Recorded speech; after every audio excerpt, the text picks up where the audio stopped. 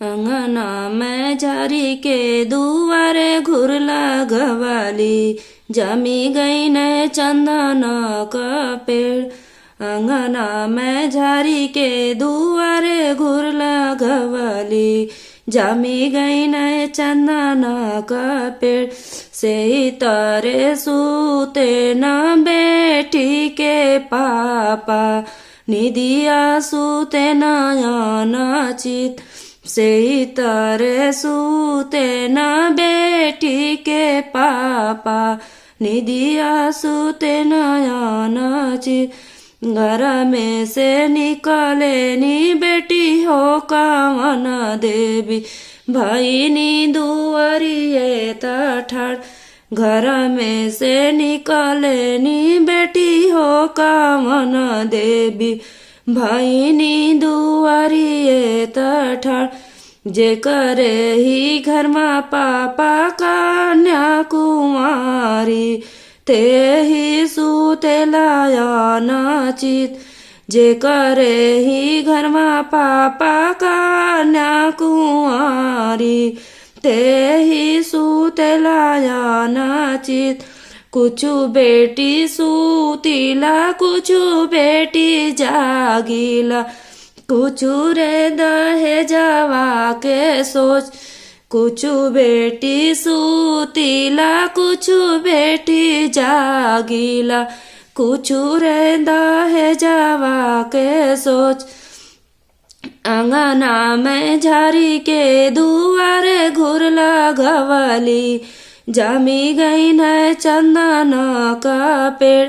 अंगना में झारी के दुआरे घुरला घवाली, जमी गई न चंदन का पेड़।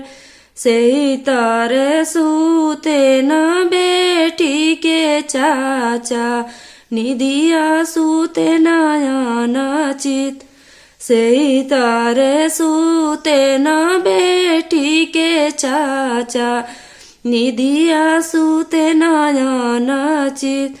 घर में से निकले नी बेटी हो कावन देवी, भाई नी दुआरिये ठाड़। जे करे ही घर में चाचा कन्या कुमारी, ते ही सूते लायन चित। जे करे ही घर में चाचा कन्या कुमारी, ते ही सूते लायन चित।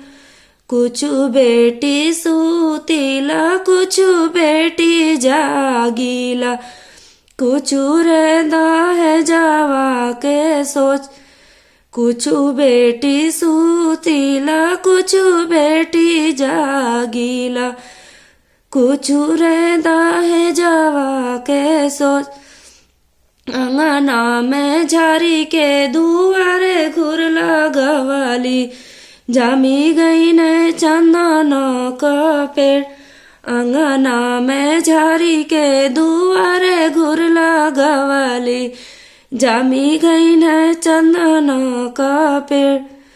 से तारे सूते न बे दीदी के भैया, अरे निदिया। से तारे सूते न बहिनी के भैया, निदिया सूते नयन चित। घर में से निकाले नी दीदी हो कामन दीदी, भाई नी दुआरिये ठाड़। जे करे ही घर में भैया कन्या कुंवारी, ते ही सूते लायन चित।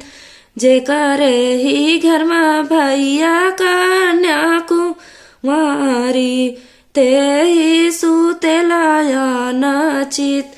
धन्यवाद। मेरा विवाह गीत आप लोग को जरूर पसंद आया होगा और मेरे वीडियो को ज़्यादा से ज़्यादा शेयर करिए, लाइक सब्सक्राइब करिए और कमेंट बॉक्स में बताइए मेरा वीडियो आप लोग को कैसा लगा।